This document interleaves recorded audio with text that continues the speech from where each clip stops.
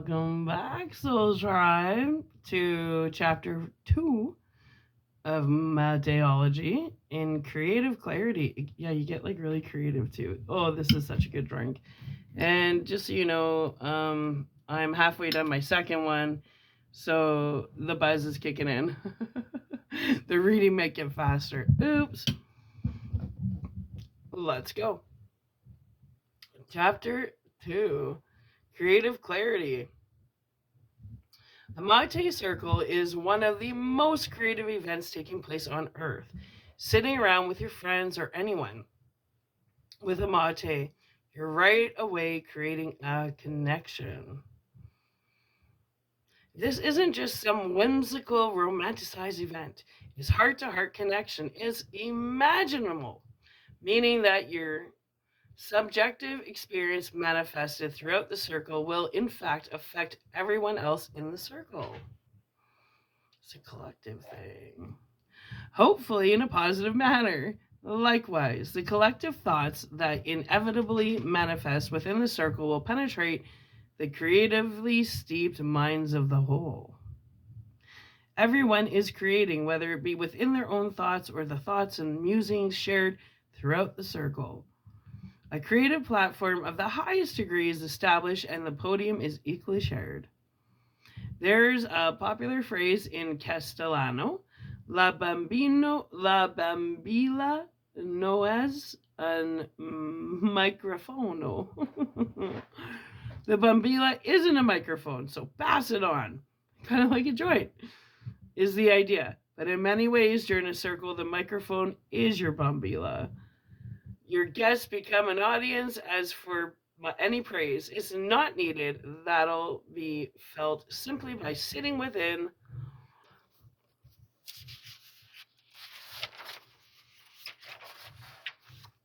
the circle as a creative resonance reverbs throughout the ceremony and further beyond, throughout the building and further beyond the earth, beyond the cosmos, a bond that has formed amongst you and the circle. And no matter if not even a word is spoken, a conversation is taking place. Doctors say that our hearts are 60% neurons. The same cells of the brain. That doesn't surprise me. For millennia, the ancients knew the truth passes through the heart, not only the mind. The mind is the home for the ego, for the personality, the persona, or mask that we've created, our character. The thing that we constantly think we are, but never are. Yeah, I'm just reading. It's just speaking my language. We think it because we create a body image for ourselves. We believe that we are only a person stuck inside a biological body bag that is born, then grows old, and dies because we feel pain. That can't be the only reason for us here, right? I know that we are more than a body, yes we are, and that the mind isn't localized to our physical. The Mate server, in a way, becomes a guide or guru for those that he or she is serving. The act of preparing the mate, then serving it, is a lesson in and of itself, being imparted onto the whole. It's a great act of humility to invite someone to your home, then serve them over and over again. Ooh, master. The best mate servers are the ones that drop the lowest. The ones that aren't afraid to, if only for 1 hour, expose themselves for who they are. No masks. That's the story of my life. You gotta have thick skin for that, just so you know. Or choose your circle wisely. Hold on.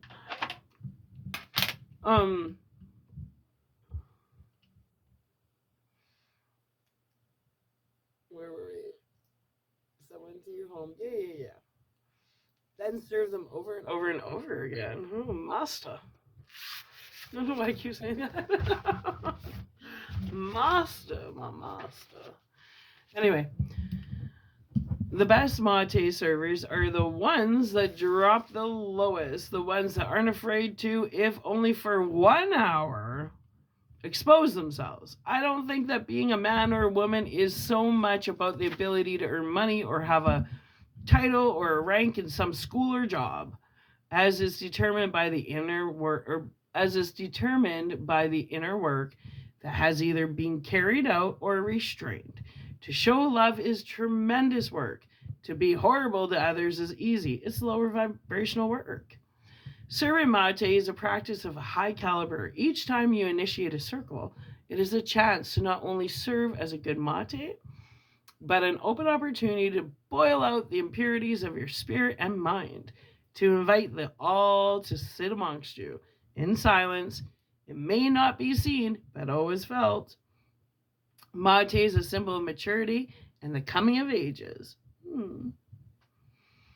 In LaBerge's seminal book, Exploring the World of Lucid Dreaming, I read of one German scientist, Hermann Helmholtz. Hermann, Helmo. Hermann, Helmholtz. He describes 3 stages of creativity as saturation, incubation, and illumination. The saturation phase is when we begin to approach a problem, studying it, poking at it, having a few goes at it, playing with it, and immersing yourself in the intricacies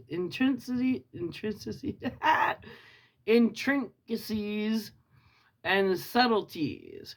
You may be studying a solution on how to overcome your fear of heights.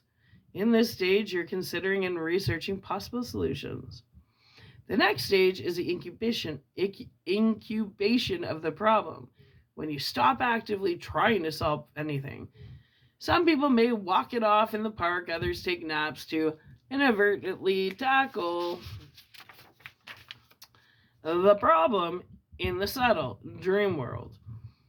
This is the stage of fermentation and gestation of the problem. It's stirring like a kettle of mate water, slowly reaching its temperature. The problem is totally forgotten on a conscious level, but continues to percolate in the subconscious. Hold on. Anyway. Okay. I was looking for my little... my nose is a little runny. Anyway. It is what it is.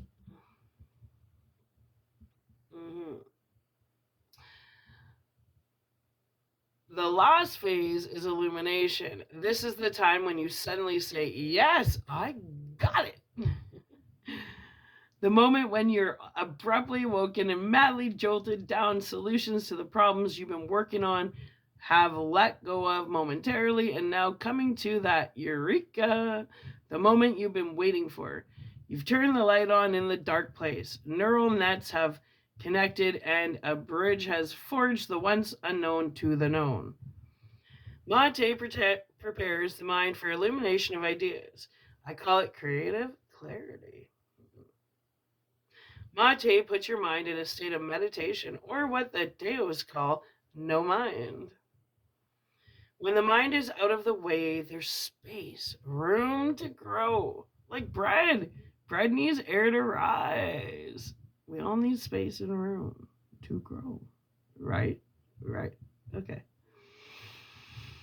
When the mind is out of the way, there's space, room to grow, room for the new. Yeah.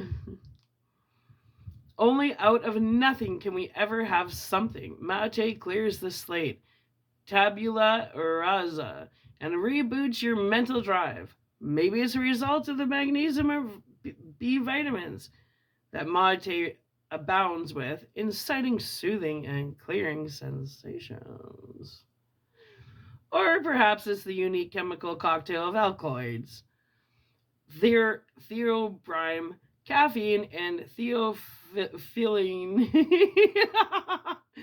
TheoPhyllline. Chocolate enthusiasts know that it's the theobromine that helps you feel happy.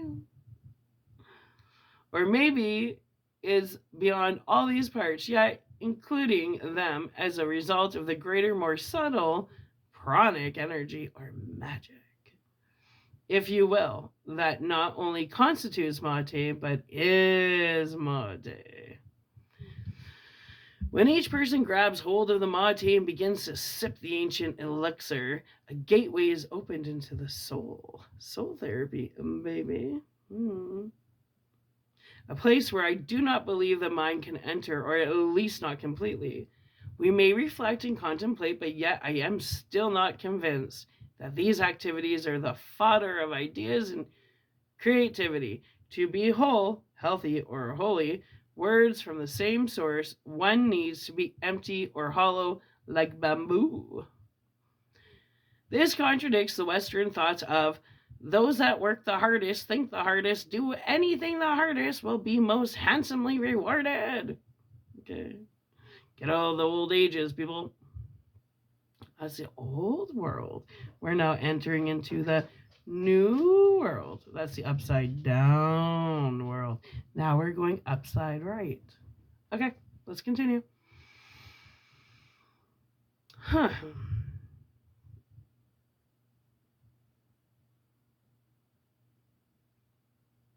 Okay. Where was I? Get lost. Most handsomely rewarded. In some ways, that's true, but to what end? Where were we? I went too fast.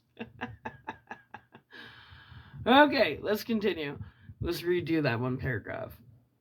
This contradicts the Western thought of those that work the hardest, think the hardest, and do anything the hardest will be most handsomely rewarded. In some ways, that holds true. But to what end? To what end, people? What shall be your reward? Will it be the measure of money you've accumulated? Sounds pretty earthbound. Will it be the amount of people whom can remember your name? Or look up to you with starry glazed eyes? Or will your reward simply be the knowing that you've done the work? What work? Your work. Your shadow work. Don't you know that you choose to come here to carry out your mission? Yeah, I know that. I wish other people knew that and get the fuck out of my way. Well, don't you know that your every dream is just as real as your every waking moment? So pay attention. Literally, be attentive and aware to every single moment in your dream body or physical. For you are fundamentally neither and both. Mate is a spaceship that takes you out of your limited personality. You and the other Materos board together and shoot straight out of society's orbit into the cosmos. This shuttle inevitably malfunctions because it's fueled with remnants of your egos and lingering thoughts, burned away in the disintegration of the travel. Each person perishes and reintegrates into the whole of existence. No persons remain, just one. Unity.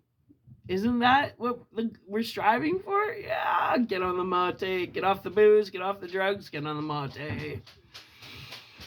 Wholesomeness, teo, hollowness.